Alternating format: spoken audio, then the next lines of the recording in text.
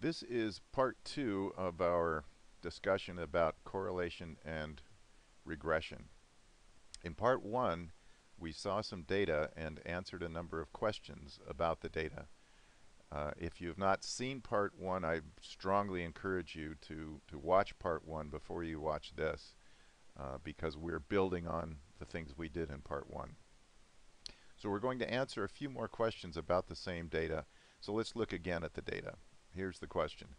Global warming. Concerns about global warming have led to studies of the relationship between global temperature and the concentration of carbon dioxide, CO2.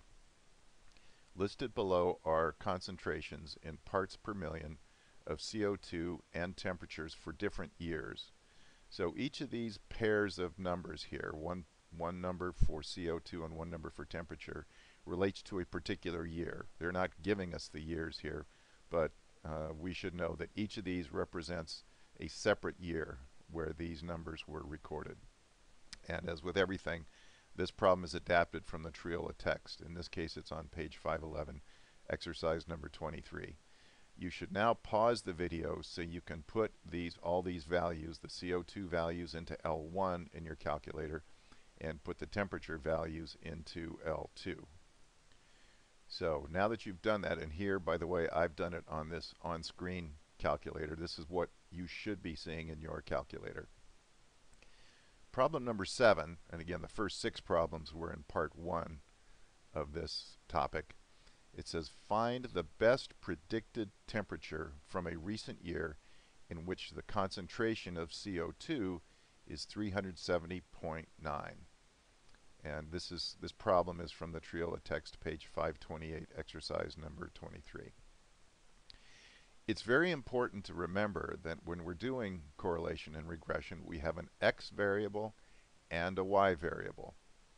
And in this case, the x variable is the CO2 and the y variable is the temperature. Now we're going to revisit the scatter plot, which we looked at in part 1 of this video, and the regression line.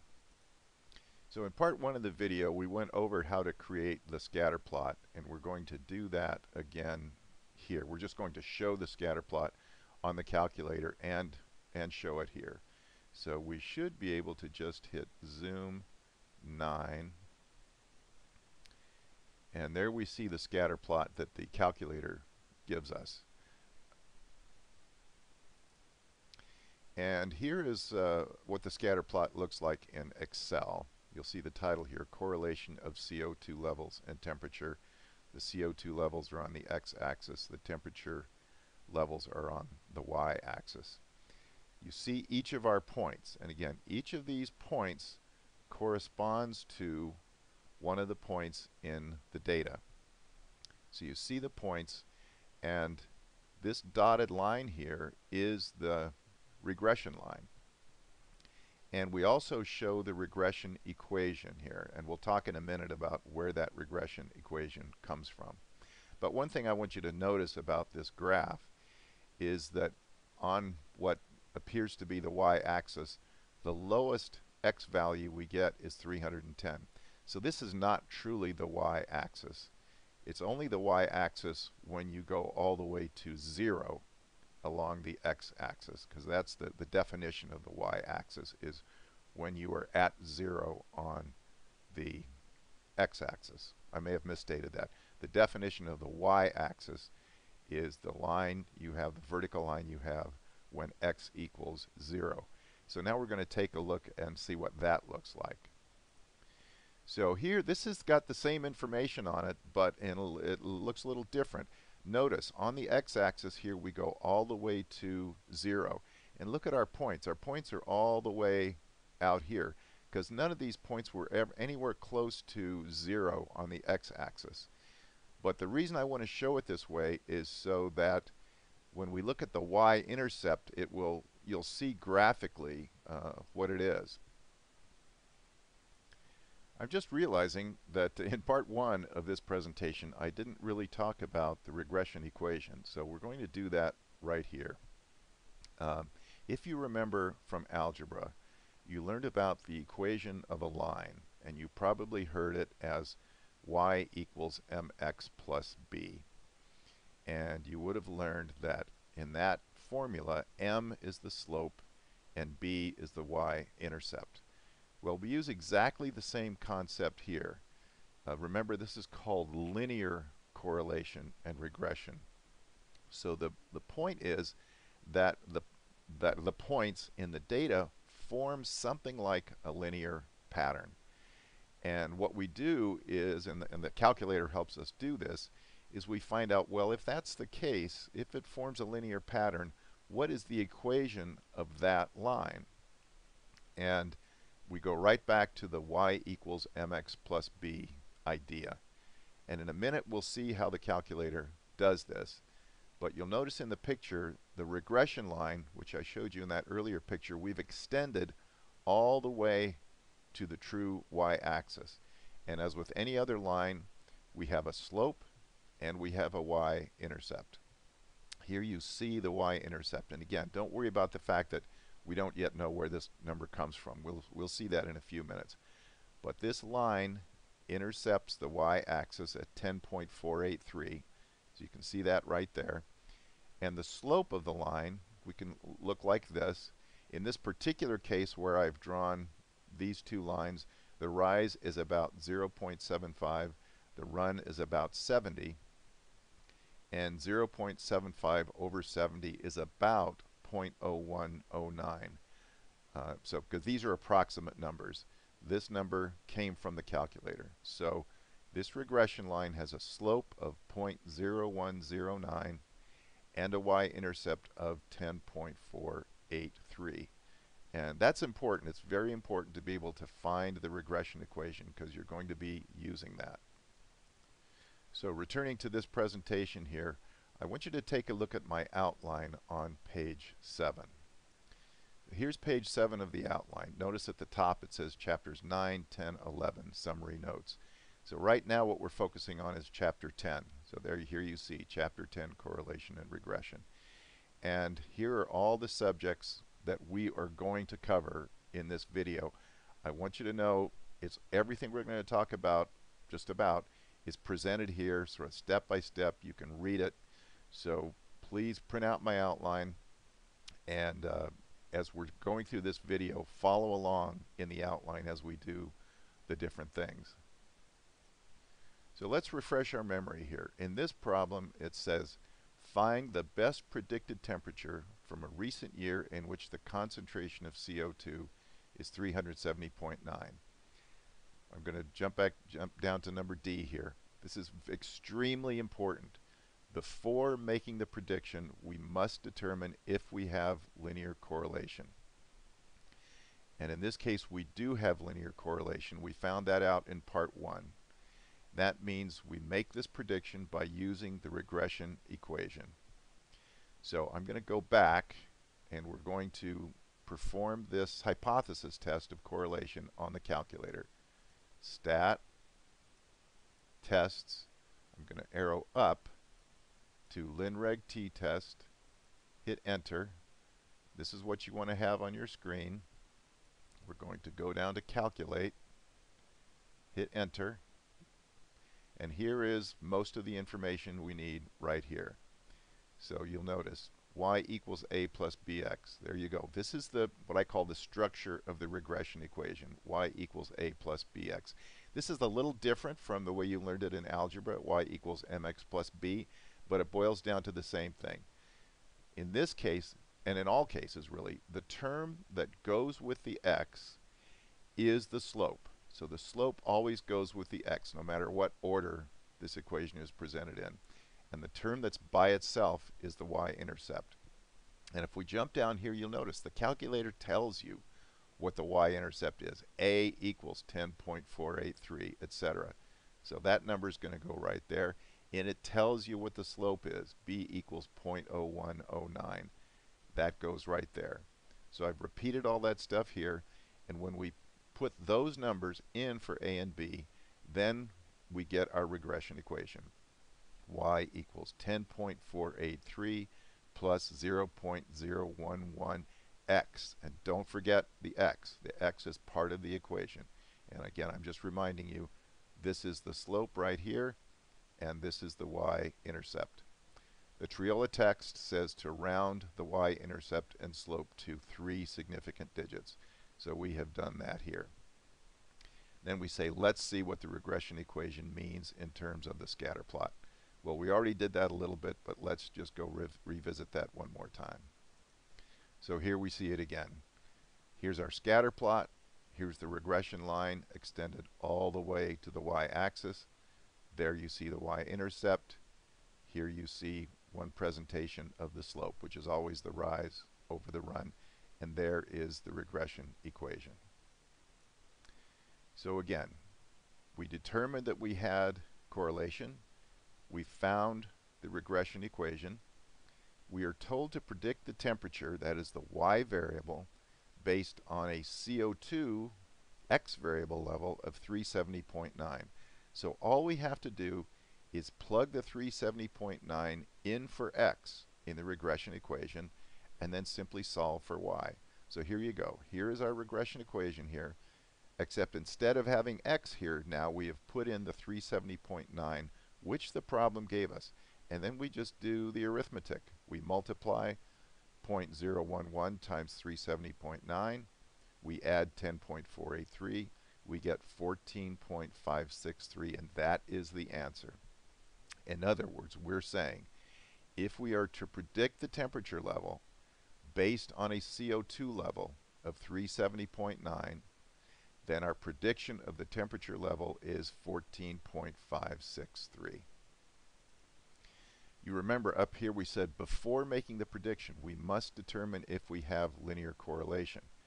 And we determined that we did have linear correlation. Well, what if we didn't have linear correlation? What do we do then? And that's what we're talking about down here in F. Let's say we found that there was no correlation. In that case, the best predicted value of the y variable, which again in this problem that's temperature, would be y bar. And that's simply the mean of all the y values. In this problem, the mean of all the temperature values is 14.17 using StatCalc 1var stats. So let's do that. We want to find the mean of all of the y values. And remember, the y values are in list 2. So we're going to go to StatCalc 1var stats. And we want to look at list 2, second 2. We have no frequency list, so we're going to leave that blank. We're going to arrow down to calculate and hit enter. And here it shows as X bar, but that's only because the calculator is looking at only one list and it just is going to treat that list as a list of X values. Although in our problem those are Y values. But the average of those values is 14.17. So that would be the answer if we had found that we did not have linear correlation. In other words, the predicted value for Y based on a value of 370.9 for X would be 14.17 if we had not had linear correlation. Okay, now we're going to talk about a related concept, which is deviation and variation within the data. And the first thing it says here is see pages 7 and 8 of my outline. So if you have my outline, take a look at those pages and you will see a whole discussion of how to do that. Whenever we are dealing with correlation and regression, there are 3 different kinds of y values. And you have to keep these straight. Y, y hat, and y bar. Y just means all the actual y values that were in the original data. These are all the values that were in your list. So again, if we go back and look at the lists, stat, edit, here are all the y values. And that's what y means. Y bar means the mean or average of all the y values. And we found that just a minute ago. And that's just the mean or average of all the values in this list. So there's 13 y values, but there's only one y bar value, because that's the mean of all those values. And finally, y hat. And y hat means the value of y that we get when we plug a specific x value into the regression equation. So for every x value, it will have its own y hat value. So there will be 13 y hat values, just as there were 13 y values, but only one y bar value. When we are finding differences between these various values of y for a specific x value, those differences are called deviation. When we are finding differences between these various values of y for all x values, those differences are called variation. So deviation and variation are basically are describing the same thing. The difference is deviation is what you are doing when you're looking at just one x value, and variation is what you're doing when you're lumping all x values together. So the following example of deviation is taken from your textbook, pages 529 to 530. Assume you have been given some data that includes the following point, 519. In other words, we're no longer dealing with this data over here. We have a whole new thing we're looking at. They're not telling us what all the data are. They're just telling us that one of the points is 519, which means the x value, or the x coordinate of the point, is 5, and the y coordinate of the point is 19. Also assume the following, that there is linear correlation, that the regression equation is y hat equals 3 plus 2x, and just to refresh your memory, that means that the y-intercept is 3 and the slope is 2, and we are to assume that y bar, the mean of all the y values, equals 9. So let's look at all of the different y values we get for this. When x equals 5, then y equals 19, and that's right from this. Y bar equals 9. We were given that in the problem, and this is true no matter what the x value is. Y hat equals 3 plus 2 times x, which in this case is 5. That comes right from there, which equals 13. So we have all our y values. Y equals 19, y bar equals 9, y hat equals 13. And we're going to see a picture of this in a minute. So I'm going to go through this, and it's going to sort of be very confusing. But when you see a picture, hopefully it will be a little bit clearer. These are definitional formulas. The formula for total deviation for this point is y minus y bar. So here we go. Y is 19, y bar is 9, 19 minus 9 is 10. So that's total deviation. Explained deviation is y hat minus y bar. Y hat is 13, we found that here. Y bar is 9, we were given that in the problem. 13 minus 9 equals 4. Unexplained deviation is y minus y hat. Well, y again is 19, y hat is 13, 19 minus 13 equals 6. And you'll notice that explained deviation plus unexplained deviation is 10, and that's the same as total deviation. That will always be the case, that the total, or the sum of explained plus unexplained will equal total. Let's take a look and see what this looks like. And this is right out of your book. I just took a photograph of it, and here we're looking at what's in your book. So here we see the regression line, the regression equation. Y hat equals 3 plus 2x. That's the same as this thing right up here. And let's look at the y values one at a time. Here is the point that we were given, 519. That's simply the y value, and it's just sitting there. Here is the mean of all the value of the y values. They told us that the mean of all the y values is 9. So that's just a horizontal line, and that's true. That value of y bar, or the mean, is the same no matter where you are on the x-axis. Here, as I said, is the regression line. When x equals 5, then y, or y hat, equals 13. So those are the different y values. Y, y hat, y bar. Total deviation, remember if we come over here, y minus y bar. Well, here you can see a picture of it. Y is up here, y bar is down here, so the total deviation goes from here to here. There you see the y minus y bar. 19 minus 9 is 10. So there's your total deviation of 10. Explained deviation, y hat minus y bar. Well, here is y hat right here. Here's y bar right here. So that gap or interval there, that's explained deviation. 13 minus 9 is 4. And finally, unexplained deviation, y minus y hat. That's this interval from here to here. And there you see unexplained deviation, y minus y hat. And in this case, that was 6. And you can see how this 6 here plus this 4 equals the 10 for total deviation. For variation, in effect, we do the same thing, but now we do it for all points and just add up the results. The formulas for variation look like this. Total variation equals the sum of the y minus y bar squared. Explained variation equals the sum of the y hat minus y bar squared. And unexplained deviation equals the sum of y minus y hat squared. So now we're going to go back to our original problem and use those data. I will show you two ways to find total variation, explained variation, and unexplained variation. For either method, this is very important, you must make sure the data are entered into L1 and L2.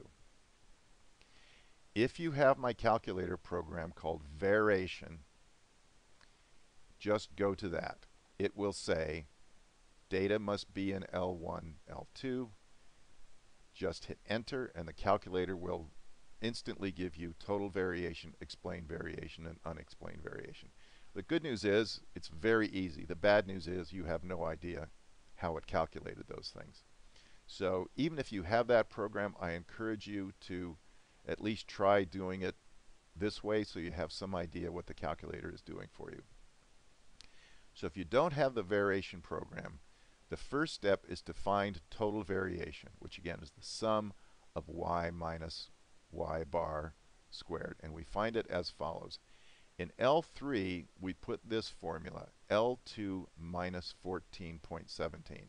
Remember, we found above that y bar equaled 14.17. This will give us y minus y bar, and that's what we want, for every x value. So let's do that over here. We're going to put our cursor on L3, and then we're going to put in there L2 minus 14.17. So second 2 minus 14.17. And we hit enter, and it gives us all those numbers. Now in L4, so if we go back and look at this formula, we see that's the first thing we needed to do, is we needed to get y minus y bar for every value of x. Now the next thing we need to do once we have that number is to square it. Okay? So we're going to do that in L4. In L4 we're going to put this formula, L3 squared. So we come over to the calculator, we put the cursor on L4, and we're going to put in second 3. So let's list 3, and you see it right here, and we're going to square that. See that? We hit enter, and it gives us all those values in L4. And then the last thing we have to do, if we look back up here at the formula, we have to get the sum of all those values. There's lots of ways to do that.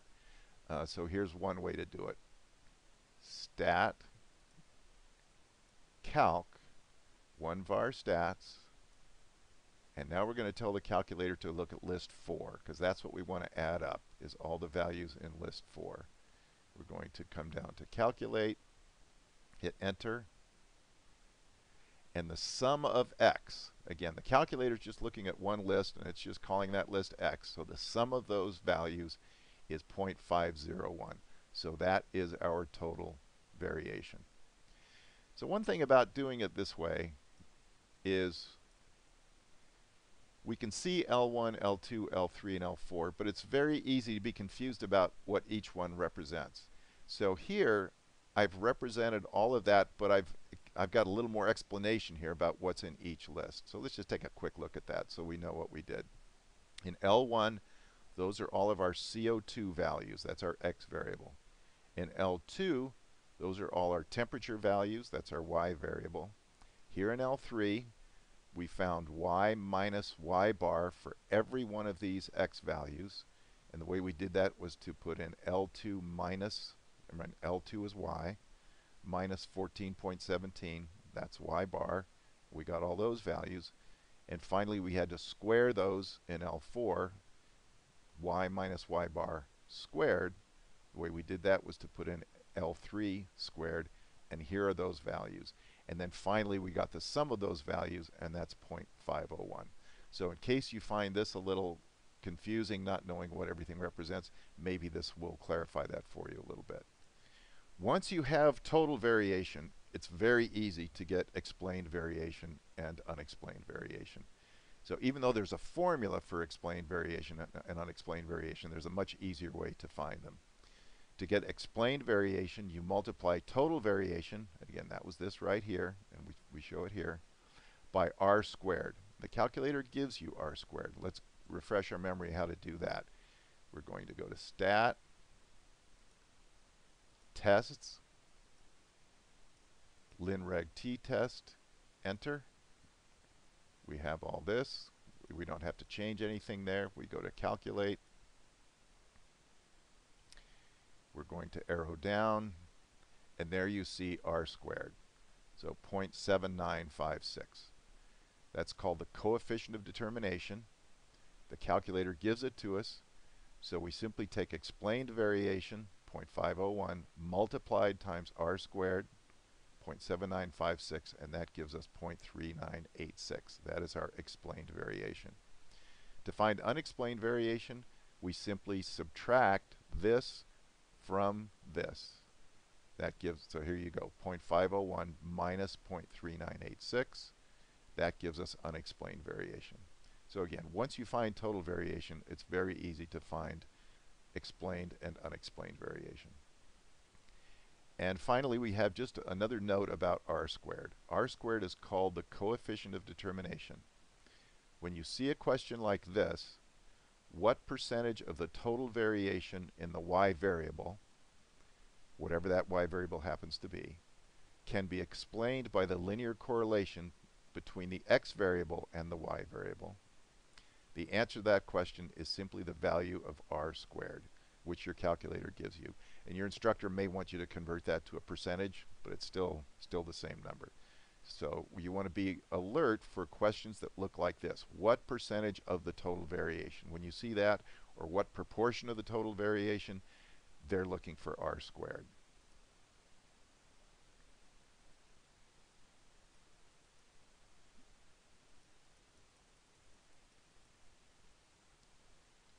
And the last topic we're going to cover in this part 2 is prediction intervals. So above we talked about how to predict a specific y value when we are given a specific x value. Assuming there was linear correlation between the x variable and the y variable, we made our prediction by plugging the given x value into the regression equation and solving for y. So our predicted y value is very precise, which is good. But it's so precise that the likelihood of its being accurate is pretty small. So there's another type of prediction which is called a prediction interval. In this case, the predicted y value is an interval or range of values. So we lose some preciseness, but our prediction has a much higher likelihood of being correct than when we predict a specific y value. There are a couple of ways to do this. I will show you two ways here, what I call the easy way and the hard way. The easy way, if you have my outline, go to page 7. Go to where it says when you have two variables x and y, how do you predict an interval estimate for y when you are given a particular x value? This shows you how you can use two of my calculator programs, INVT and predint, to make your prediction. The hard way, if you don't have my calculator programs or another calculator program, then you have to do it the hard way, which means doing it by hand using formulas. So let's do a problem which uses our original data, CO2 and temperature. Here's the problem. Find a 95% prediction interval estimate of the temperature when the CO2 level is 340. First, the easy way. You're going to go to Program INVT. It asks you for the area from the left. This is 1 minus alpha divided by 2. In this case, the confidence level is 95%. Remember up here it said, find the 95% prediction interval estimate. So that's how we know the confidence level is 95%. So alpha equals 0.05. So we enter 1 minus 0.05 divided by 2. Enter DF. That's degrees of freedom. That's n minus 2. N is the number of pairs of data, which is 10. So n minus 2 or 10 minus 2 is 8. The calculator says t equals 2.306. This is the t critical value. Now we used a program to do this, but your calculator, if you have an 84 plus calculator, you can also do it by using second vars inverse t. So once we have the t critical value, we can then go to program predint. It asks you for t critical value. You put in 2.306. It asks you for x. That's the 340. That's the CO2 level that the problem gave you. You hit enter twice. The calculator comes back and says 13.9213, y pop 14.469. So this is the answer. This is the prediction interval for y when x equals 340. And that prediction interval is that y will be somewhere between 13.9213 and 14.469. And again, y is the temperature. That's our predicted range of temperatures when the CO2 level is 340. So let's look at the hard way now in case you don't have my program. The generic prediction interval looks like this. And this should look familiar. This looks just like, very similar to confidence intervals we did in Chapter 7. The pieces are a little different, but the structure is the same. Y hat minus E is less than y hat plus e. Or put another way, y is between y hat minus e and y hat plus e. So to complete this, we need to find y hat and we need to find e. We find y hat using the regression equation based on this value for x. And remember, we found the regression equation before. Here's the y-intercept, here's the slope, here's the given value for x. So y hat, in this case, equals 14.1891. So now that we have y hat, our prediction interval looks like this. 14.1891, yeah, that's the y hat, minus e is less than y is less than 14.1891 plus e. So now we need to find e.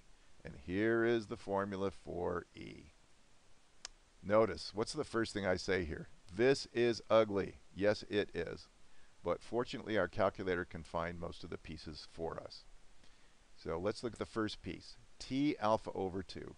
This is the t critical value, the same thing we found when we did it the easy way. Again, you can find that either with my program, or if you have the 84 plus, you can find it using second vars inverse t. 1 minus alpha over 2 degrees of freedom. You would put in 1 minus 0.05. This is 2.8, I believe. I'm sorry, it's just 1 minus 0.05 divided by 2. Your answer is T alpha over 2 equals 2.306. So eventually we're going to plug that in for this thing right here. But let's find the next thing. SE is called the standard error. When we do stat test ln reg t-test, the standard error is shown as S, which in this case is 0.1131. Let's go ahead and do that in the calculator. Stat tests ln reg t-test. All that stuff is the same. Enter. Here you see, here's S. This S here is the same as this SE, 0.1131. So eventually, we're going to plug that in for this little SE right here.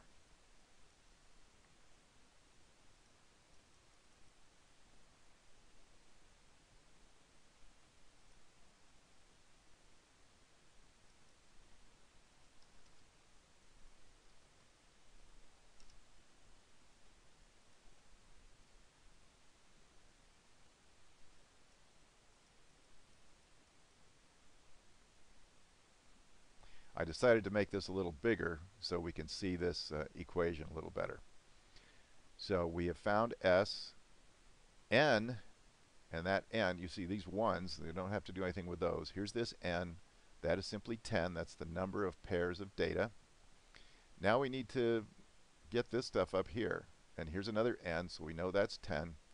X sub 0 is the given value of X, which in this case is 340. So 340 is going to go in there. X bar is the mean of all the X values, which is 337.1. And let's see how we find that. Stat, calc, 1var stats. Now we're going to be looking at list 1. That's where our X values are. Second one, we have no frequency list in this case. We hit calculate. There's our X bar, 337.7. Okay, and that's going to wind up going in there. To find the sum of X squared, and that's this thing right here, stat calc 1var stats, excuse me, stat calc 2var stats, L1, L2. So let's do that. Stat calc, we're going to arrow down to 2var stats and hit enter. X list is L1, Y list is L2. With no frequency list, we hit calculate. Now the calculator knows we've got an X list and a Y list. So the sum of X squared, there you see it, 1143757. And then we need the sum of X, that's this piece right there, and that's the 3377. So the calculator does all that for us. Now we are ready to plug all these values into the equation for E, which then looks like this. So we'll go real slow. E equals 2.306. That came from right here, where we found our T critical value. 0.1131. That's our standard error. We found that right there. 1 and 1. These 10s here, these are all just the value of n. 340, this is x sub 0. That's the value of x they gave us in the problem when they said find the prediction interval for that value of x. Minus 337.7, that's the x bar right there. We found that in the calculator, 337.7, so that's there. Then we needed the sum of x squared. The calculator gave us that. It was this number right here, so that goes there. And finally the sum of x. That was this number right here, so that goes in there. And then you just do a bunch of arithmetic inside of your square root sign, your radical, and it simplifies to this. These two things multiplied together come to 0.2608, and then the numbers under the radical, when you finally do all that arithmetic, it comes out to 1.1, that's these two things, plus this fraction here, which is this whole business simplified. We keep simplifying, and the square root of this whole thing comes out to 1.04956 times the 0.2608, and finally we get 0.2737. And remember, that's E. All of this work was to find out what E is. Okay? So we now have Y hat and we have E, and we can now plug them into the generic prediction interval, which now looks like this. Y will be between 14.1891 minus 0.2737 and 14.1891 plus 0.2737. And finally, we do this subtraction, we do this addition, and we get our final prediction interval. Y is between 13.9154 and 14.4628. This answer varies slightly from the answer we got using the easy way. That's because in doing it by hand, we rounded off some numbers along the way, whereas the calculator doesn't do that. But all instructors should be perfectly happy with this answer. And that is the end of part 2 of correlation and regression. I should say linear correlation and regression.